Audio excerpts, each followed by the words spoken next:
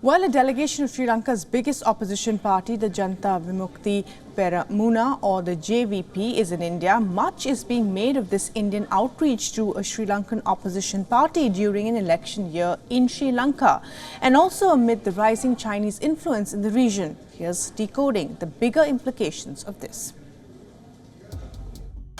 Not a head of state or a counterpart in office. Indian Foreign Minister Dr. S Jaishankar meets Anura Dissanayake, the chief of Sri Lanka's strongest opposition political party, the JVP. The invitation, the delegations travelling to 3 Indian cities over 5 days, and the multiple interactions points at what analysts call India's long-term outlook to relations with its southern border.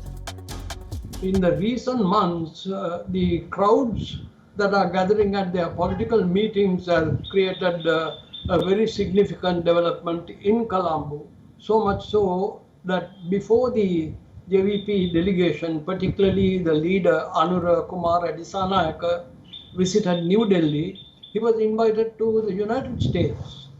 The US Embassy in Colombo made arrangements for them and facilitated a visit where they went and spoke with the Sri Lankan diaspora in a number of American capitals. Look closer at the political scenario in Sri Lanka ahead of crucial presidential elections due between September and October this year. A survey by Colombo-based research body Institute for Health Policy says Dissanayake is the most preferred candidate with as much as 50% of the vote.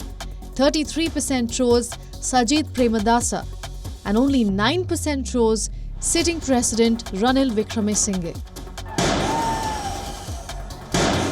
Explaining the rise of the JVP perhaps is the tremendous economic flux in Sri Lanka these last couple of years. The exploding cost of living, soaring inflation and food and fuel shortages gave rise to nationwide protests of the kind not seen before. President Wickremesinghe, though he has pulled in help from the IMF, is not a people's president.